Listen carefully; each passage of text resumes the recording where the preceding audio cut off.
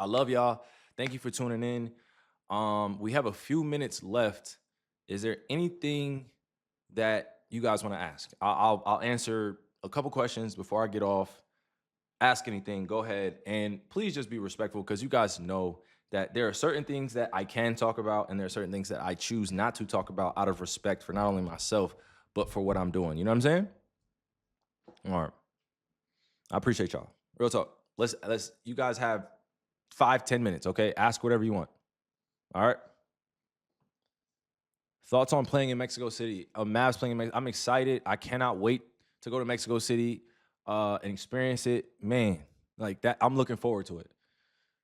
Will you be back by playoffs? Don't hold your breath on that. You know what I'm saying? It doesn't mean that I won't be back. It's just I don't want to make any predictions on when I'm gonna be back. I just want to be back 150,000% better. So I'm taking my time right now to really get healthy. I'm taking my time to really get my body right, other portions of my body right, and really just enjoy this recovery process, man. It's not pretty. Yes, it is a beautiful struggle, but I go through kind of the mental roller coaster ride of every day. Just want to be back out there. On to US, dropping more clothes from the line. Absolutely. You guys got to accept my apology again. Integrating a brand from China here in America has been an incredible mountain climb. I mean, I'm in competition with no one but myself, but having other peers of mine release their own signature shoes has been amazing. I don't know if you guys know how many signature athletes there are now, but we're well over 25. 25 signature athletes, meaning 25 signature shoes out in the marketplace. So you're competing with your brother and sister next to you. Don't make me go down the list of everybody that has, shoes coming out. I want to shout out to them. But at the same time, I'm focused singularly on how to be better as CCO and continue to pour in to our community here in America. You know what I mean? China is huge, Asia is huge, but here in America, it is taking the necessary steps to make sure that things are done right. So shout out to all you guys that have been supporting ANTA and following me on my journey. You know what I mean? I have a passion of making shoes, of designing shoes, of incorporating my teammates into good shit. So please be on the lookout. You guys got a brief view over here. I genuinely believe that these shoes need to be up for awards. That could be me just being selfish with my time, but I feel like this should definitely be up for shoe of the year. The details on this, the shoelaces that come, already laced up, my logo in the front of it right here. You have the gigantic ANTA logo on the back.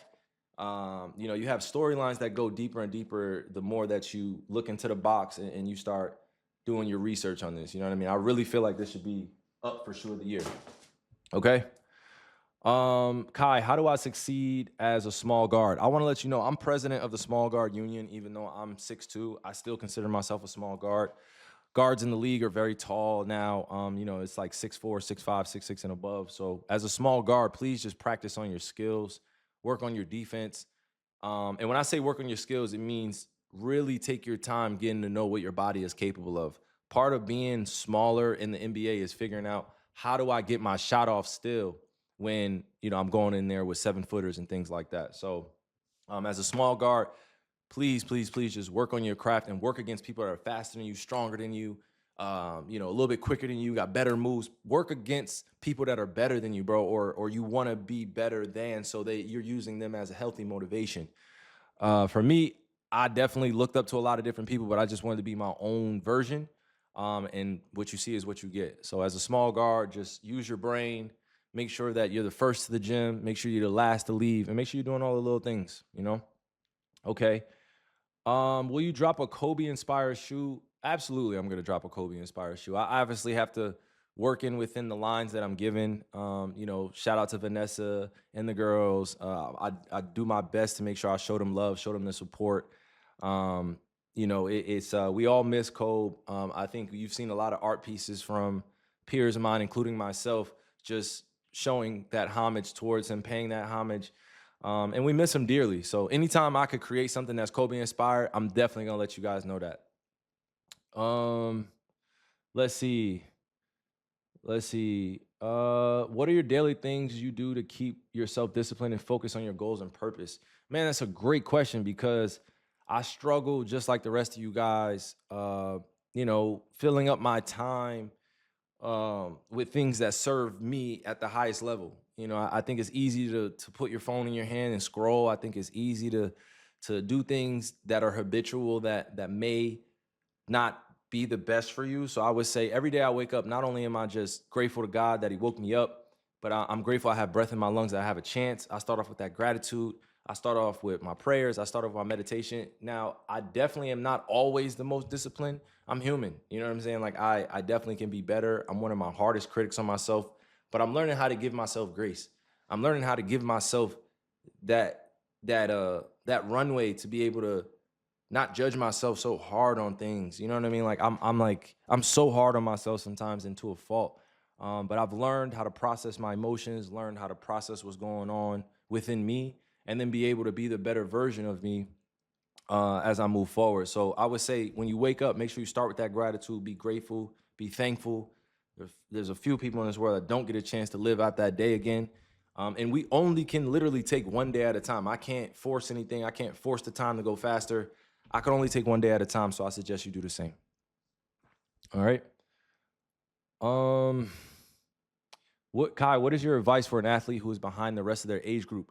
My advice to you is, again, natural osmosis. Work with people that are faster than you, smarter than you, a bigger expert. They've been in, the game for years, or they're just now starting out with you, but they have certain attributes that you want. It's okay to admire someone, but it's even more powerful to go and become who you're destined to be. Get the most out of your potential. All right. I appreciate you guys so much. Let me see. How could I shoot better? Definitely keep your right elbow tucked. Get some arc under that basketball and making sure you're working at game pace. Somebody asked as well, can you preview your song for us? You guys, I would love to preview my songs on here. Unfortunately, I got to make sure I go through the right channels so I don't get in trouble with any of the producers or any of the creators that help me along the way. I got to make sure, like, the music industry is a little bit different when you're trying to put out music. So I'm learning the tricks of the trade. I'm learning how to stay patient. I'm learning as an artist just to release things rather than overthinking them. You know what I mean? So it's like, for me, I get so much joy and I get so much love out of putting my words and my pain into songs or putting my emotions into songs. But it is a very vulnerable connection. You know what I mean? I want to make sure that I'm coming into any industry prepared and also paying my homage to those who came before me. That doesn't mean that I'm afraid to put out my music or anything like that. It just means I'm very intimate with my music. I'm very intimate with my art. And I just, I feel good that I can share this with you guys eventually. And, you will be able to hear it. But at the same time, I still have a lot to learn. I still have a lot to do. I still have a lot of room to grow and improve. So, yeah, I appreciate you guys. I appreciate all the messages as well. What advice can you give us to help ourselves motivated? I mean, you might have to reshape that, but yeah. What advice can you give us to help keep us motivated? I would say this, and I'll answer this next question. Like, what are you looking forward to in life right now? What advice can you give us? I would say, when you look at me, I don't ever want you to feel like this is unreachable or unattainable. The goals of making something that you planned out when you were a kid and then being able to work as hard to make something greater happen. I don't mind being that example for you. I will always tell you I'm an imperfect person, so I've made mistakes along the way. But I would say motivation has to come from within. But if it is coming from an external source, just make sure it's coming from a good person, and somebody that will help you grow and also stay with you throughout the journey. That doesn't mean they have to be physically there. It just means that you're connected with them. And that's why I'm engaging the way I am right now, is because I want you guys to join me on this journey, on these steps to not only being more consistent on here, but also holding me accountable to tell you guys more and share more things with you guys, because the more comfortable I become on this, the better that this becomes. You know what I mean? The more comfortable I become over the course of this time that I'm on stream, the better this is, the better this is. So, let me see. Let me see. Somebody said is Ant a better defender than Prime Clay? They're both great defenders. I ain't gonna lie to you. They're both. Um, okay, let me respond to the Twitter chat. What y'all saying in there? I'm not seeing it, in somebody. Let me see. Hold on, y'all. Okay. Let me see. Shout out to Standing Rock. Shout out to Pine Ridge. Shout out to all my Lakota brothers and sisters, my Nakota brothers and sisters, and my Dakota brothers and sisters. You know what I mean? Appreciate you guys. I don't see anything on my Twitter feed right now, you guys, but yeah, shit crazy. How do you not get nervous to keep moving forward even though you are judged so heavily? Yo, that's a great question. Nerves, I still do get nervous, right? But it's not uncontrollable nerves now. I know how to settle myself down and regulate my nervous system. Regulating your nervous system starts with breathing through struggle, with breathing through, what's happening internally. Obviously, it's a lot more to it than just breathing. But from somebody like myself who has dealt with anxiety, who deals with PTSD, and then also has been able to be very transparent with others about where I am mentally, spiritually, emotionally now at this age. So yes, I do get nervous, but being judged is and truly an honor. You know what I mean? Like being judged for who you are, it's truly an honor. Now, it's up to you whether or not you pay attention to those judgments. But with all the things that go on mentally in people, I've learned to just expand and focus on how I can control the moment and be better rather than being afraid to be uncomfortable from confrontation. I had to confront myself before I got free mentally. You know what I mean? I had to confront all of the vices, all the things that's going on with me to be able to figure out what's going on. And it's a process. It's a year's process. It's not like you're going to figure it out in 1 month or you're going to figure it out. So I just say buckle up and get, used to the vessel that you've been given on earth and do the best you absolutely can with this vessel. Please do the best you can. I've dealt with a lot of trauma in my life, but I don't want to make that an excuse for why I can't continue to grow as a young man. So the goal now is to be better every single day and also share who I am with you guys. I saw somebody ask for some book recommendations. Let me see if I got something here. Okay, I got Black Power by Kwame Ture, Politics of Liberation. This is like 1967. This is insane, man. Shout out to Kwame Ture, man. I have the Message as well. I don't know if you guys can see.